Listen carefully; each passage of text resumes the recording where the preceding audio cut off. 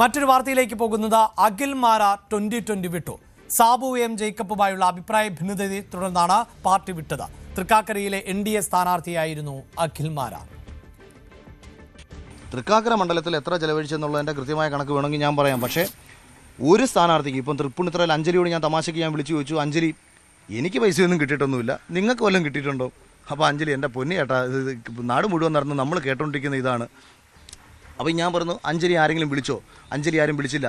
Election സമയം 24-25 ദിവസം നമ്മുടെ തെരഞ്ഞെടുപ്പ് പ്രവർത്തനത്തിനിടയിൽ നോമിനേഷൻ കൊടുക്കുന്ന ഒരു ദിവസം മാത്രമാണ് 2020 ചെയർമാനായ സാബു ജേക്കബ് നമ്മുടെ അടുത്ത് വന്നത്. നമ്മൾ വിചാരിച്ചു തൃപ്പൂണിത്തുറയിൽ പുള്ളി ഫുൾ ടൈം ഉണ്ടെന്ന്. അവിടെയുമില്ല. ഏറ്റവും പ്രധാനപ്പെട്ട അത്യാവശ്യം കേരളത്തിൽ രാഷ്ട്രീയമായി ചർച്ച ചെയ്തിട്ടുള്ള എന്നെപ്പോലെ ഒരാൾ മത്സരിക്കുന്ന ഒരു മണ്ഡലത്തിൽ പോലും പുള്ളി ഇതാണ് ചെയ്തു തരുന്നത്. പുള്ളി ഈ 2020 മണ്ഡലം പ്രസിഡന്റ് ജെയിംസ് ചേട്ടൻ ആയി ഞാൻ കഴിഞ്ഞ ദിവസം സംസാരിച്ചപ്പോൾ അദ്ദേഹം പറഞ്ഞത്, ഇത്രയും നാളായിട്ട് ഈ പുള്ളിയെ വിളിച്ചിട്ടില്ല, ഒരു നന്ദി പോലും പറഞ്ഞിട്ടില്ല. കാര്യം ഈ പുള്ളി ഈ മനുഷ്യൻ ഒറ്റയ്ക്ക് എൻ്റെ കൂടെ ഉണ്ടായിരുന്നു. ഈ ഫുൾ ടൈം ഒരാൾ കൂടെ നടന്നിട്ട് പോലും ബിസിനസ് ഉള്ള ആളാണ്, അത് കളഞ്ഞിട്ട് നടന്ന ആളാണ്. അയാളുടെ അടുത്തൊരു നന്ദി പറഞ്ഞിട്ടില്ല.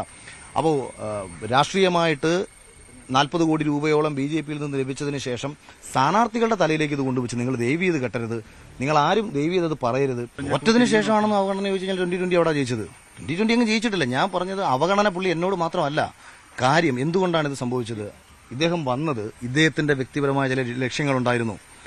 ഇദ്ദേഹത്തിന് 19, ഇപ്പം നിങ്ങൾ ആലോചിച്ചിട്ടില്ലേ, എറണാകുളത്ത് മാത്രമുള്ള ഒരു രാഷ്ട്രീയ പാർട്ടിക്ക് എന്തിനാണ് 19 സ്ഥലത്ത് മത്സരിച്ചത്? 19 സ്ഥലത്ത് മത്സരിക്കുന്നത് 19 സ്ഥലത്തു നിന്നുള്ള ഫണ്ട് കിട്ടാൻ വേണ്ടിയിട്ടാണ്. സാബു എടുത്തെന്നാണോ അഖിൽ പറയുന്നത്? ഈ BJP നേതാക്കൾ കുഴിച്ചിട്ടൊന്നും എനിക്കറിയത്തില്ല. BJPയിൽ നിന്ന് പുള്ളിക്ക് ഫണ്ട് കിട്ടിയിട്ടുണ്ടെന്നുള്ള കാര്യം എനിക്ക് കൃത്യമായിട്ട് അറിയാം. ഇത് ഞാൻ എന്ന് BJPയുടെ തന്നെ ചില നേതാക്കന്മാർ മറ്റു പലരോട് പറഞ്ഞതിൽ നിന്നും, കാര്യം എനിക്ക് പണം കിട്ടി എന്ന രീതിയിൽ, അതായത് സാബു ജേക്കബിന് പണം കൊടുക്കുമ്പോൾ അതെനിക്കും കിട്ടുമല്ലോ എന്ന അർത്ഥത്തിൽ എന്നോട് സംസാരിച്ചപ്പോൾ എനിക്ക് 5 പൈസ കിട്ടിയില്ല. ഇതെന്താന്ന് വെച്ചാൽ പുറത്ത് നമ്മൾ എവിടെ ചെന്നാലും ഇതിന്റെ ഇടയിലൂടെ ഞാൻ വൈഫിന്റെ കുറെ ഗോൾഡ് കൊണ്ട് വിറ്റു. അപ്പോൾ എൻ്റെ അടുത്ത് വൈറ്റ് ഗോൾഡിന്റെ ആൾ ചോദിക്കുകയാണ്, വൈറ്റ് ഗോൾഡിലാണ് ഞാൻ കൊണ്ട് വിറ്റത്. അപ്പോൾ പുള്ളി ചോദിക്കുകയാണ്, അല്ല ആക്ച്വലി മോണിറ്ററി ബെനിഫിറ്റ് ഒന്നും ഉണ്ടായില്ല, ഞങ്ങളെല്ലാം വിചാരിച്ചത് അഖിലിന് അങ്ങനെ ഉണ്ടായില്ല എന്നുള്ളതാണ്. ഇപ്പോൾ 2020 ആശയത്തോട് ഭയങ്കര യോജിപ്പുള്ള ഒരാളായിരുന്നു ഞാൻ. ഒരു സ്വതന്ത്ര കാഴ്ചപ്പാട്, ജനങ്ങൾക്ക് വേണ്ടി നല്ലത് ചെയ്യുന്ന ഒരു രാഷ്ട്രീയ പ്രസ്ഥാനം, കിഴക്കമ്പലത്ത് ഒരുപാട് നല്ല കാര്യങ്ങൾ ചെയ്തിട്ടുള്ള. പക്ഷെ പിന്നീട് ഇതിന്റെ യാഥാർത്ഥ്യം എന്താ? കിഴക്കമ്പലത്ത് ചെയ്ത പലതും 2020 അല്ല കിറ്റെക്സിന് വേണ്ടിയിട്ടാണ്. കിറ്റെക്സിന്റെ പല കാര്യങ്ങളും നടത്തിയെടുക്കാനും എത്ര വലിയ കമ്പനിയാണെന്നുണ്ടെങ്കിൽ ഒരു പഞ്ചായത്തിന്റെ ഒരൊറ്റ ലെറ്റർ മതി ആ സ്ഥാപനം പൂട്ടിപ്പോകാൻ. അങ്ങനെ ഒരു ലെറ്റർ ഒരു കാലത്തും വരാതിരിക്കണമെങ്കിൽ ആ പഞ്ചായത്തിന്റെ ഭരണം അദ്ദേഹത്തിന്റെ കയ്യിലായിരിക്കണം. അവിടെ ജനങ്ങളെ എങ്ങനെ നിർത്തി? ആനുകൂല്യങ്ങൾ കൊടുത്തു നിർത്തി. ആനുകൂല്യങ്ങൾ ലഭിക്കുന്ന ജനത അവർക്കൊപ്പം നിന്നു. പൊതുവെ നമ്മുടെ ഇന്ത്യൻ ജനതയുടെ സ്വഭാവം അങ്ങനെയാണല്ലോ. അതുകൊണ്ട് കിഴക്കമ്പലത്ത് അവർക്ക് വേണ്ടി ജനങ്ങൾ നിന്നു. ഇത് ഇപ്പുറത്ത് ഇനി ഒരു കാര്യം പറയാം, ഏതാണ്ട് 1600 കോടി രൂപയുടെ നഷ്ടം കിറ്റെക്സിനുണ്ട്. അത് അമേരിക്കൻ താരിഫ് വർദ്ധിപ്പിച്ചതിനെ തുടർന്ന് കിറ്റെക്സിനുണ്ടായ നഷ്ടമാണ്. ഞാൻ ഷെയർ ട്രേഡ് ചെയ്യുന്ന ഒരാളാണ്. അപ്പോൾ ഈ നഷ്ടം നികത്താൻ അദ്ദേഹം കേന്ദ്രവുമായി ചേരുമ്പോൾ തെലങ്കാനയിൽ അദ്ദേഹത്തിന് പല പ്രോജക്റ്റുകളും പാസ്സാക്കി എടുത്തിട്ടുണ്ട്. യെസ്, ഈ വാർത്തയുടെ വിശദാംശങ്ങളുമായി നവമിയാണ് ചേരുന്നത്. നവമി, അഖിൽ മാരാർ 2020 ചേർന്നത് തെരഞ്ഞെടുപ്പിന് തൊട്ടു മുമ്പായിരുന്നു. അദ്ദേഹത്തിന് ഏത് രാഷ്ട്രീയ പാർട്ടിയിൽ ചേരാനും അതിൽ നിന്ന് മാറാനും ഒക്കെയുള്ളത് വ്യക്തിപരമായ സ്വാതന്ത്ര്യമാണ്. പക്ഷേ അതിനു മുമ്പ് കോൺഗ്രസ് നിലപാടുണ്ടായിരുന്നു. ഒരുപക്ഷെ കോൺഗ്രസ് ടിക്കറ്റിൽ മത്സരിച്ചേക്കുമെന്ന സാധ്യതയുണ്ടായിരുന്നു. പിന്നീട് NDA ടിക്കറ്റിൽ BJP പ്രവേശനത്തിലൂടെ മത്സരിക്കാനുള്ള പ്രയാസം കൊണ്ടായിരുന്നിരിക്കാം ഒരുപക്ഷെ 2020 ഭാഗമായി തെരഞ്ഞെടുപ്പിൽ മത്സരിച്ചത്. യഥാർത്ഥത്തിൽ ഇപ്പോൾ ഈ അഖിൽ മാരാർ 2020 വിട്ടോ ഇല്ലയോ എന്നതിനപ്പുറത്ത് അഖിൽ മാരാർ ഇപ്പോൾ ഉന്നയിക്കുന്ന ആരോപണങ്ങൾ അങ്ങേയറ്റം ഗുരുതരമാവുകയാണല്ലോ. 40 കോടി രൂപ 2020 തെരഞ്ഞെടുപ്പ് കാലത്ത് BJPയിൽ നിന്ന് ലഭിച്ചു എന്ന ഒരാരോപണം ഉന്നയിക്കുന്നു. 2020 ഇതുവരെ പ്രവർത്തിച്ചത് ജനങ്ങൾക്ക് വേണ്ടിയായിരുന്നില്ല, കിറ്റെക്സിന് വേണ്ടിയാണ് എന്ന മറ്റൊരു ഗുരുതരമായ ആരോപണം കൂടി ഉന്നയിക്കുന്നു. തീർച്ചയായും ഇത് പാർട്ടി വിട്ടു എന്നതിനപ്പുറത്ത് ഗുരുതരമായ ആരോപണങ്ങളല്ലേ ഇപ്പോൾ അഖിൽ ഉന്നയിക്കുന്നത്?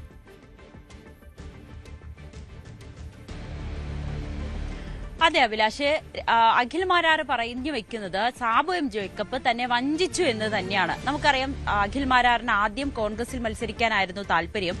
കോൺഗ്രസിൽ കൊട്ടാരക്കര സീറ്റ് ലഭിക്കുമെന്ന് അഖിൽ ഒരുപാട് പ്രതീക്ഷിച്ചു. പക്ഷെ അത് കൊടിക്കുന്നിൽ സുരേഷിന്റെ നേതൃത്വത്തിലുള്ള സംഘമാണ് അത് വെട്ടിയതെന്ന് അഖിൽ പറയുന്ന സാഹചര്യമുണ്ടായി. പിന്നീട് താൻ BJPയിലേക്ക് മത്സരിക്കുക, അതിൽ BJP സീറ്റിൽ മത്സരിക്കാൻ തനിക്ക് ചില അതൃപ്തി ഉണ്ടായിരുന്നു. കാരണം മറ്റൊന്നുമല്ല, ഈ BJPയുടെ തനിക്ക് പൂർണ്ണമായിട്ട് പിന്തുണയുണ്ട്. BJP പിയുടെ ചില തീരുമാനങ്ങളും അല്ലെങ്കിൽ അവരുടെ വികസന പദ്ധതികൾക്കൊക്കെ താൻ അനുകൂലമാണ്. അതിനപ്പുറത്തേക്ക് അവർ മുന്നോട്ട് വയ്ക്കുന്ന ചില രാഷ്ട്രീയം അത് തനിക്ക് ഒത്തുപോകാൻ കഴിയാത്തത് കൊണ്ട് BJP-യിൽ മത്സരിക്കില്ല. പക്ഷേ സ്വതന്ത്രനായി മത്സരിക്കാം, അല്ലെങ്കിൽ തന്റെ പ്രവർത്തനങ്ങൾ ഏത് വിധേനയും സമൂഹത്തിന് നന്മയായി എത്തുന്ന രീതിയിൽ എങ്ങനെ പ്രവർത്തിക്കാമെന്ന് ആലോചിക്കുമ്പോഴാണ് 2020-യിലേക്കുള്ളൊരു ക്ഷണം തനിക്ക് വരുന്നത്. അതിന്റെ അടിസ്ഥാനത്തിൽ സാബു ജേക്കബിനെ കണ്ടു. സാബു ജേക്കബ് ആദ്യം പറഞ്ഞത് താൻ കൊട്ടാരക്കര മത്സരിക്കണമെന്ന് ആവശ്യപ്പെട്ടു. അതനുസരിച്ച് ചെയ്തു തരാമെന്ന് പറയുന്നു. പക്ഷേ പിന്നീട് 2020-യിൽ ചേർന്നു അഖിൽ മാരാർ എന്ന പ്രസ്താവന മാത്രം വരുന്നു, അല്ലെങ്കിൽ മാധ്യമങ്ങളെ വിളിച്ച് അത് മാത്രം പറയുന്നു. പിന്നീട് അറിയുന്നത് കൊട്ടാരക്കര സീറ്റ് ലഭിക്കില്ല എന്ന് തന്നെയാണ്. അത് തനിക്കറിയാം, തന്റെ ചില ശത്രുക്കളും അത് വെട്ടിയെന്ന് തനിക്ക് മനസ്സിലായി. പിന്നീട് താൻ ഏറെ പ്രതീക്ഷിച്ചത് തൃപ്പൂണിത്തറ മണ്ഡലമായിരുന്നു. തൃപ്പൂണിത്തറയിലും തനിക്ക് ഒരു വിധത്തിൽ അല്ലെങ്കിൽ വലിയ രീതിയിലുള്ള വോട്ട് ഷെയറിംഗ് ഉണ്ടാകും, BJP-യുടെ ഭാഗത്ത് നിന്നൊക്കെ തനിക്ക് അനുകൂലമാകുന്ന ഒരു രീതി തന്നെയായിരുന്നു തൃപ്പൂണിത്തറയിൽ ഉണ്ടായിരുന്നെന്ന് പ്രതീക്ഷിച്ചു. അങ്ങനെ അഖിൽ മാരാർ തൃപ്പൂണിത്തറ ലഭിക്കുമെന്ന് പ്രതീക്ഷിച്ചു. BJP-യിൽ നിന്നടക്കം ആ തൃപ്പൂണിത്തറ നൽകാമെന്ന് ഉറപ്പ് നൽകുകയും ചെയ്തു. പക്ഷേ പ്രഖ്യാപനം വന്നപ്പോൾ തനിക്ക് ലഭിച്ചത് തൃക്കാക്കര മണ്ഡലമാണ്. തൃക്കാക്കര പോലുള്ളൊരു മണ്ഡലത്തിൽ പ്രത്യേകിച്ച് ഉമാ തോമസിനെതിരെ ഏത് വിധേനയാണ് താൻ പ്രചാരണത്തിന് ഇറങ്ങുക, അതിലൊക്കെ വലിയൊരു അതൃപ്തി അഖിൽ മാരാറിനുണ്ട്. പക്ഷേ ഇത് വേറൊരു തരത്തിലുള്ള വിവാദത്തിലേക്ക് പോകുമെന്ന് പ്രതീക്ഷിച്ചുകൊണ്ട് എന്നാൽ അവിടെ തന്നെ മത്സരിക്കാമെന്ന് കരുതി. അതിനുശേഷം, അതായത് താൻ പ്രചാരണത്തിന് ഇറങ്ങിയതിന് ശേഷമാണ് സാബു ജേക്കബ് എന്ന വ്യക്തിയുടെ തനി സ്വഭാവം തനിക്ക് മനസ്സിലായതെന്നാണ് അഖിൽ മാരാർ പറഞ്ഞു വെക്കുന്നത്. കാരണം സാബു ജേക്കബ് തന്റെ പ്രവർത്തനത്തിനു വേണ്ടി ഫണ്ട് ഇറക്കിയില്ല.